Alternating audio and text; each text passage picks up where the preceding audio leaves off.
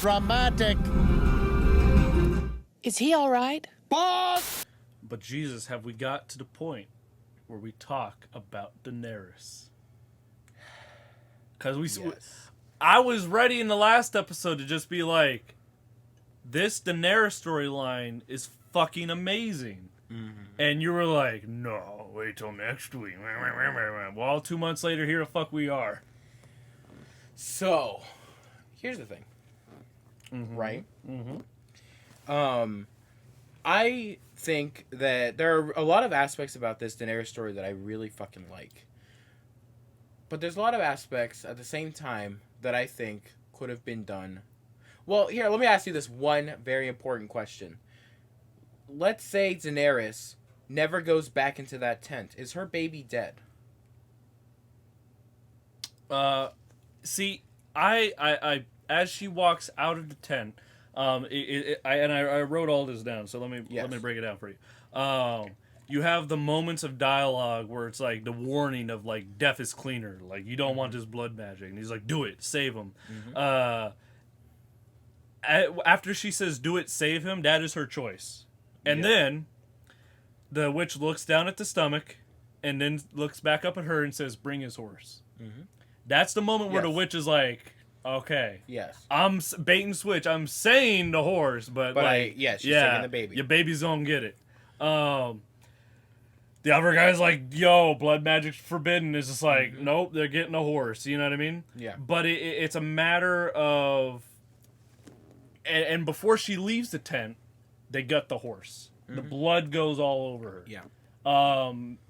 In some ways, I think that is the knife. That is the proverbial knife that is gutting the baby. Yeah. And once she leaves the tent, as the knife has already struck the baby, that's when you hear her start to go, ow. Yeah, that's the when... pain. And that's when the...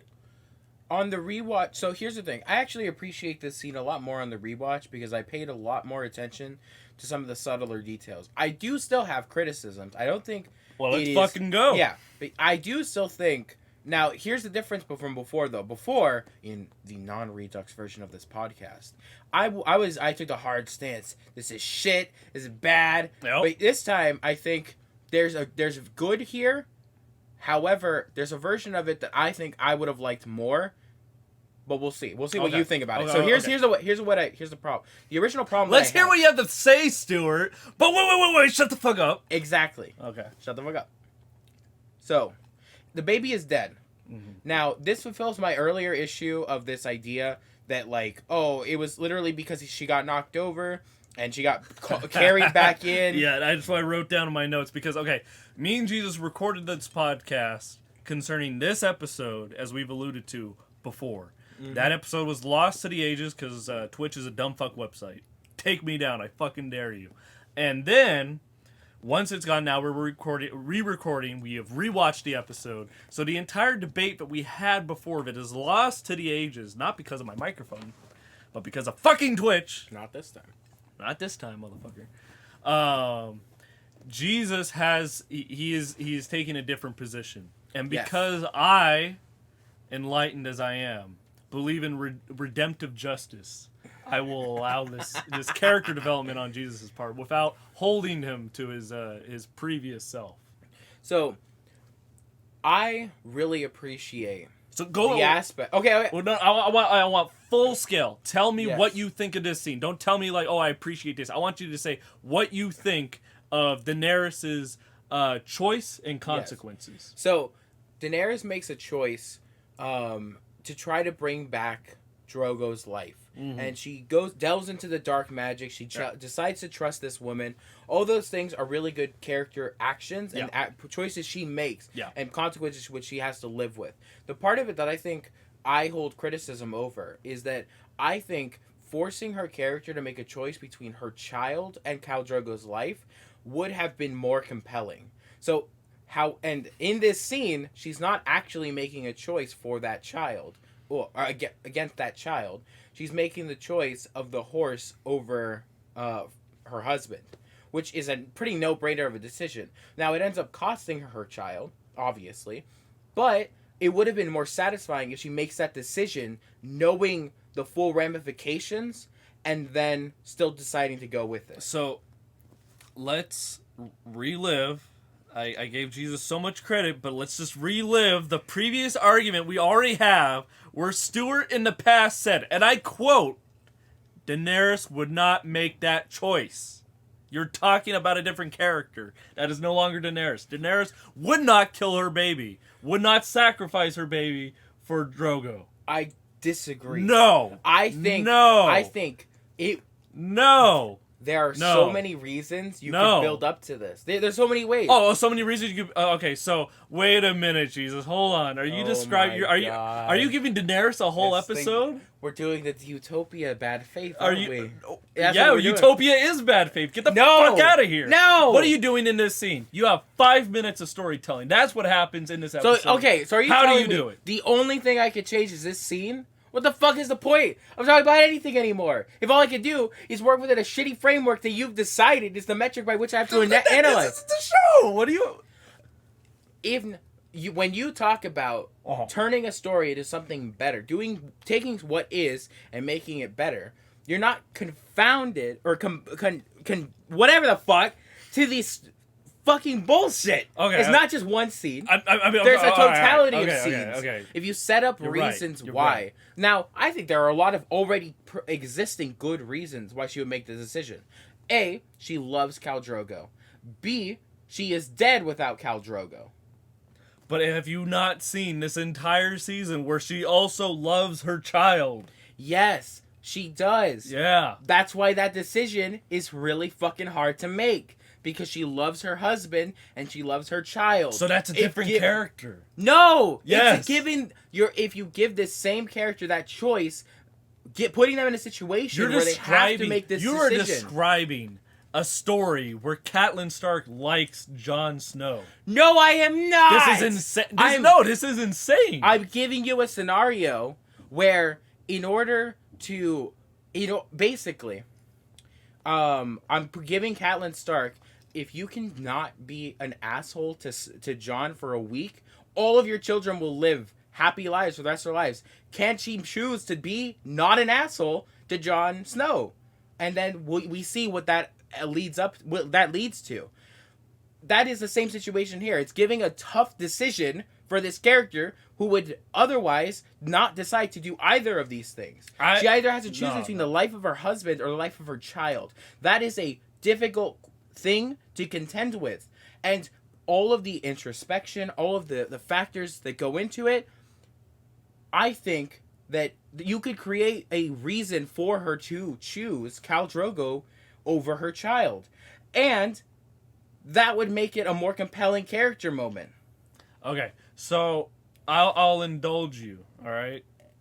Because you're a coward who won't confine yourself to the allotted time we have. You want to live in fantasy land where you come up with an entire new show where you build up to her. I never ever want to hear you ever say that X thing needed more development or X character could have used some more seeds to do X because or Y. You know what I want? I never want to hear it again. I want to know what you don't cut. What you don't cut, because I'll say what I'll cut when I say that. Bull. I do. Shit. Fucking come at me. At me. When I do it, fucking tell me, because I will always say what you could have cut. Go on. All right. So what I'm saying is we will not go down a path where Daenerys chooses to kill her baby. That's not a Daenerys. Then you're talking about a different character. So wait. No. You went off. Okay. All right. Yeah. Back the fuck off. All right. So here's the thing. I would think it would be an interesting story if you gave her I think the blood magic would work if we sacrifice, half of this tribe. You know what I mean? She values human life. You know what I mean? Mm-hmm. If you gave her a sizable amount of the Dothraki that she could literally sacrifice to save Drogo, I think that's on board. But I think the baby is just a fucking bridge too far. You know what I mean? Okay, let me ask you something. Yeah. An evil entity comes down on Westeros, right? And suddenly, it decides, Daenerys, everyone on Essos will die unless your baby dies in your womb. Will you do it? I mean, you just gotta think about Will it. she do it? Oh yeah. Look. The answer is yes. I think Daenerys loves the baby. She don't save that baby. So she's gonna save the baby. Everyone on Essos dies. Honestly, I could see it. You could see that. I could see that. I could see absurd to me, but maybe that's just me. I could see a different Daenerys. I could see that before her sacrificing her baby for Drogo. Cause I just don't. I think that's a Sophie's choice where she's not gonna shoot a kid. She's gonna be like, fuck. You know what I mean? So, what I would say is the choosing between like everyone on Essos is actually a harder choice than the Khal Drogo, or an easier choice than the Khal Drogo one, because I think she values Khal Drogo and her child more than everyone else on Essos. Well, yeah. So she would choose her baby over those people on Essos, most likely. I don't think it's like a second choice. The question between Khal Drogo and the child is a lot more difficult. Yeah, it's difficult because it's impossible. It will never happen. The difficulty is God. That's why asking a character a question that they have no answer to is where you get interesting character decisions. Asking character to stick its dick through a wall of concrete is difficult too, but it's not gonna happen. That's not the same. It is the same. It's not. It's not gonna happen. If you give characters decisions and then they make those decisions and live with the consequences, knowing the decision, it's because they made the decision that they did, that is more satisfying than if they had no idea. Do you think her giving up her child and to save Khal Drogo's life is more interesting? Do you think every character would make a choice in that decision, or do you believe that there are characters out in the ether that couldn't? I think that every character, given enough reasons and enough setup, could reach a point where they would make any decision. So you're saying it's impossible. You believe it's inherently impossible for a character to exist who wouldn't be able to make those decisions. I think given enough time and enough pressure from the right places, any character can move from point A to point B. Yes, I do believe that. So I don't think there is. This makes so much more sense now. Jesus believes in inherency. No, what? Yes, No, you're the one that thinks that there's something. You think it's inherently impossible. What? Yes, I think it is possible for any character from any starting point of A to get to B. B being in this case Daenerys giving up her baby's life for Khal Drogo. I think that is not an insurmountable jump. Just like any character could get anywhere. If, for instance, Batman could be driven to lose control and kill the Joker, given the right stimulus. So Ned Stark could be. We're talking different characters. Ned Stark could be given enough pressures to make him give up his honor in front of everyone. But the fact is the differences between Zack Snyder's Batman and Nolan's Batman are the different Batman. You know what I mean? I think that this is a different Daenerys. I mean, I understand, but you can make a fanfic and it could be good. So if you're telling me this one, if you're telling me that there is a version of Daenerys that can make this decision, it's just not the one that they decided to go with. Well, it's not the Daenerys that fits within this continuity. Could it be its own? Sure, but so you do agree that Daenerys could make this decision. So given the right pressures and situation. Let me lay it out for you, all right, Jesus? All right, lay it out for me. You have stated on this podcast that you believe that there is no possible way in any universe that a character, not just Daenerys, but any character could not make a choice between lover or child. And I think that's insane. That is believing that it is inherently impossible for a character to not be able to make a choice. Because that's what I set up for you. Okay, and that's what you answered. Let me rephrase that. Okay. If there was a third option where they choose to just say, I choose both, then I guess of course they would choose that option. But if they had to make a decision, I don't believe that there's a world where they would only ever make one decision and there's no possible situation for them to make the other decision. If they had between A and B decision A and decision B. I don't think that any character is stuck on A and could never ever choose to do B. I think that given enough setup before they make the decision and enough pressures, so they could make B or A. In an infinite line of multiverses, you don't think it's possible for someone to stay on A because they can't choose between killing two characters? Okay, A is a decision and B is a decision. There is no neutral action. Well, I'm saying there is only what I am describing. You have to pick one in this situation. What happens if you can't? Well, that's not the situation.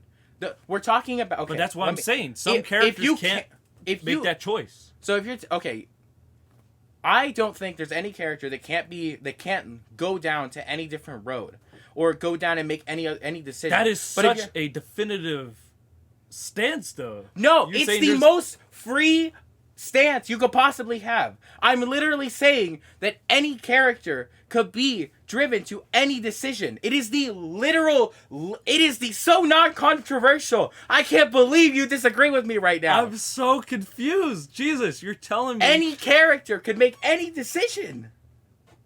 Oh, okay, Jesus, what I'm telling you is okay, there exists a universe where Daenerys cannot choose between Drogo and the baby. Do you agree with me? Yes. Okay, that's what I asked you. But the problem is you're framing it. The problem is if she can't choose between both, then Drogo, or between one of them, Drogo just dies. That's a decision. I reject this framing that she just can't decide. She is deciding. She's deciding to not kill the baby in that situation. That's a decision. There is no neutral action. There is only A or B. No, it's a binary. I think she would continue down the path of blood magic. I just I don't think she would stop. Let me ask you something. If this lady said, you're either your baby dies or your husband dies. There is no other alternative. I think she would be like, all right, I hear you, but lady, how about Jorah? And then the lady would say, nope, that's not how blood magic works. No, maybe the witch would be like, all right, I hear you about Jorah and your two friends. And she'd be like, oh, you drive a hard bargain. You know what I mean? What I'm trying to tell you is that in this situation, if she laid down a binary, Daenerys would make a decision one way or the other. Regardless of whether... What if she don't? If she makes no decision, then she did make a decision. Because there is one day... She's literally... Khal Drogo is literally stated to be dead if he doesn't get cured or whatever in by the night's end. So if she makes no decision, she made a decision. It was that Khal Drogo was going to die. That's not a neutral action. That's a decision. I'm not saying neutral. I'm saying continue the search. She could wander the desert for 1,000 years searching for some magical potion that could bring Khal Drogo back to life. But the motherfucker died 1,000 years ago. Doesn't matter. So, what do you want from this episode, Jesus? Oh my! It's very simple. I think that what we got was good. Good. I think it could have been significantly better if Daenerys was given more agency over the decision. If she was given the choice between her child and her husband, and she chose Khal Drogo. If she chose to give up her child, that would make the decision more compelling. Interesting. We're at the midway point of this podcast narrative. Let me flip the script on you. Okay. All right. Imagine this, Jesus. Imagine this. Yeah. What if I told you what you're describing would be worse off for one simple reason? Okay. It takes the agency away from the witch. She's doing this. She's murdering her baby to spite her. And if you do what you want, but you take away the witch's agency. No, that's just not true. It is because true. The witch, in that situation, the witch... what's more impactful? This lady... What's more impactful for the witch? If she really wants to fuck with Daenerys, let's say she really wants to stick it to him. She really wants to fucking sucker punch her, right? What's more impactful? I kill your baby, and you have no choice in the matter, or I make you stab your baby in the fucking heart.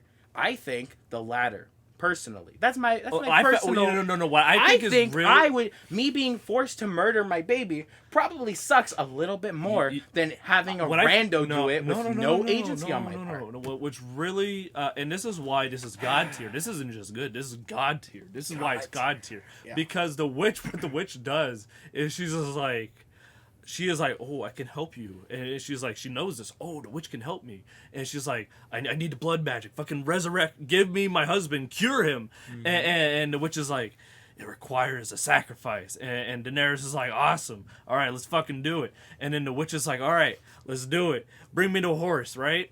But imagine this. Let's take things out of the physical, right? Mm-hmm. Let's imagine though that spiritually she sort of like does a bait and switch where she swaps the baby for the horse, which is what she does, and then by having her say yes to the horse, but really it's the baby, she is killing the baby because she says yes. But she does. But she knows that now. No, it's on her. It's on Daenerys. No, it's not. She pulled the trigger. She pulled the gun. She shot it, and she thought she was shooting the horse, but she shot the baby. No, that's not how that works. That is how it works. If you tell a character, let's say you have a character. His name is Paul. Paul thinks he's told if you push this button, all of the all the people in prison will die. And the world will go into perpetual peace, right? And Paul has pretty good reason to think that this might actually work. So he hits the button. But then suddenly, all the people not in prison die. And it's the exact opposite of what was stated. Now the world is thrown into crime, right? In this situation, Paul didn't make a decision with all of the necessary knowledge. He didn't even really make the decision. I didn't realize... It's a fake decision. I didn't realize Jesus didn't either understand or like the 2008 masterpiece, The Dark Knight, because that's exactly what Joker does, is the blood's on Batman's hand because he told him that, like, oh, go to this address and you'll save Rachel, but he actually sent him to Harvey, which is, killing is making a choice. You have to kill Harvey or Rachel by making the choice of which one to go to, but Joker switches it just like the witch switches it, and now Daenerys goes to the horse thinking it. Yeah. No. Here's what would be more accurate. Let's say that the witch gave her a choice, baby or Drogo. And then Daenerys says, I choose baby. Baby safe. And then she's like, okay. And then she fucking stabs her in the stomach and all that blood pours out on Khal Drogo and Khal Drogo lives. That's more accurate. Yes. It is. No, that's what I'm you're just wrong. No, she's just like, hey, yo, we're doing a sacrifice. It's a horse. And Daenerys is like, great. And then it turns out it's her baby. And she's like, oh my God. No. You are the Joker. No. This witch because is in the this Joker. situation, she's not choosing between the horse and her baby. She's choosing between her husband and a stupid fucking horse. No, this is all in benefit of the husband. Yes, but she doesn't realize that the baby's on the table. And when Batman makes that decision, he ends up saving Harvey Dent, right? But he chose Rachel. He would rather have kept Rachel alive, but he ended up saving Harvey Dent. She dies, and Harvey.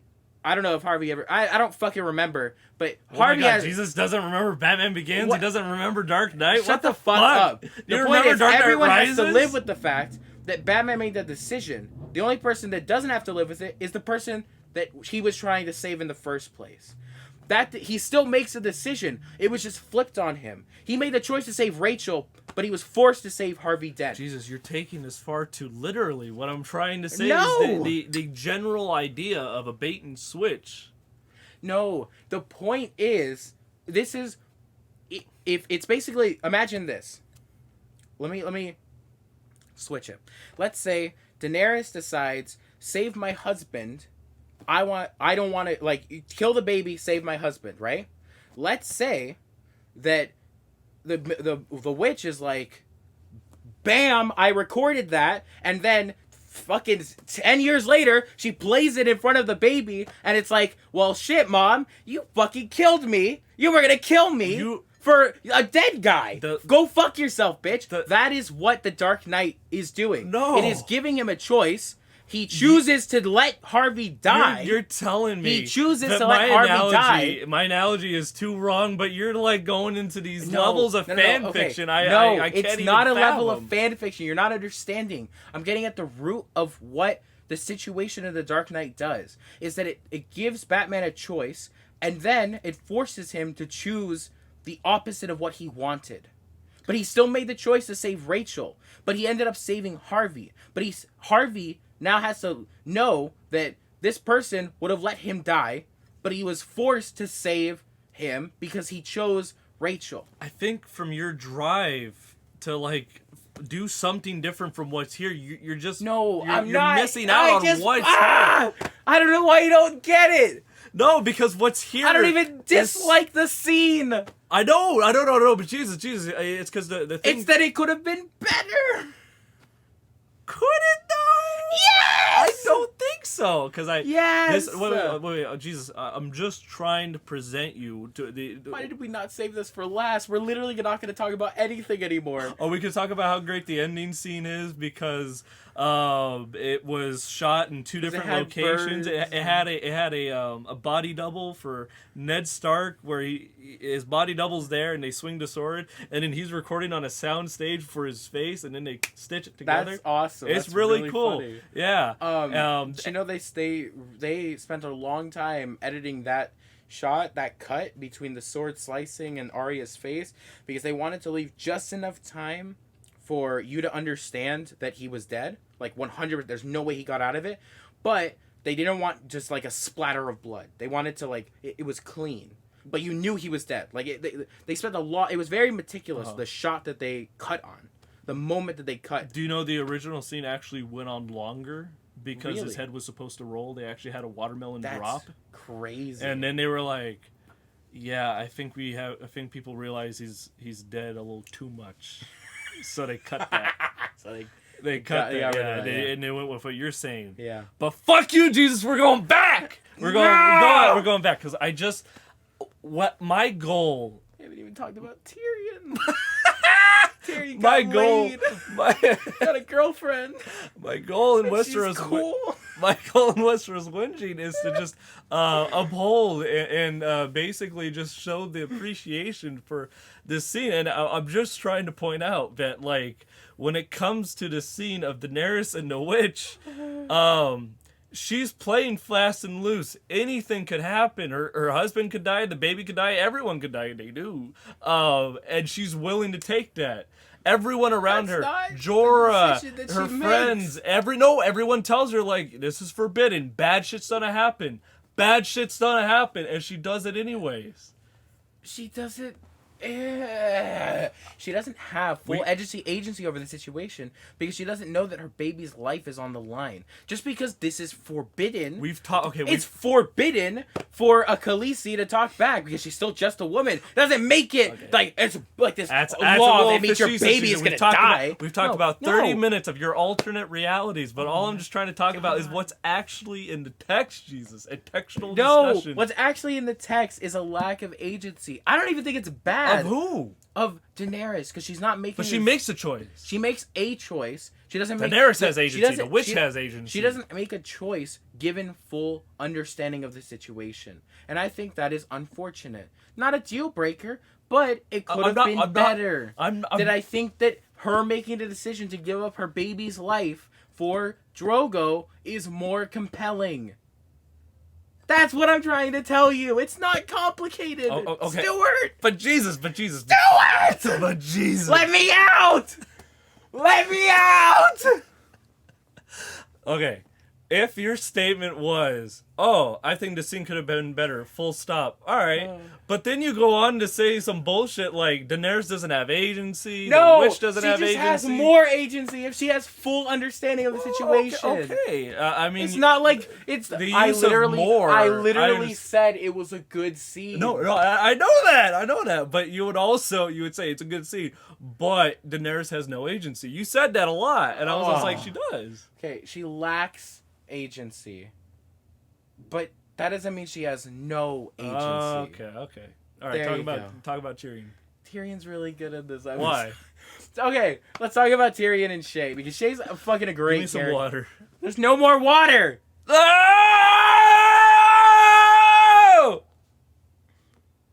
Shay's a really good character. Why?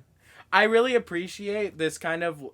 The thing about Tyrion is that he always feels like he's in control of every conversation because he's a really fucking smart guy. He doesn't have physical control over any situation, but he always feels like he can talk his way out of anything. He always seems to manage to talk like over someone to really like overcome them intellectually. But here's a person who he doesn't understand them. He doesn't like he can't crack the code on who she is, and she manages to basically outsmart him in that conversation, and that's a really compelling moment. We also get to see a look at who Tywin is as a father, a man who would force in the situation. Like if you look at the situation about Tyrion's first wife, Jaime's the asshole, but for some reason Tyrion has to Tywin? Tyrion is forced to watch as his wife is fucked by all of the fucking bannermen. Or guard. Wait, did I misunderstand? Because I thought it was, I understand Jaime's an asshole, but, like, I thought Tywin also, like, Tywin had Jaime do this. That was not my understanding. Okay. What my understanding of the situation was that Jaime wanted to play a joke on his brother. Tywin finds out. Tywin tells him to fess up.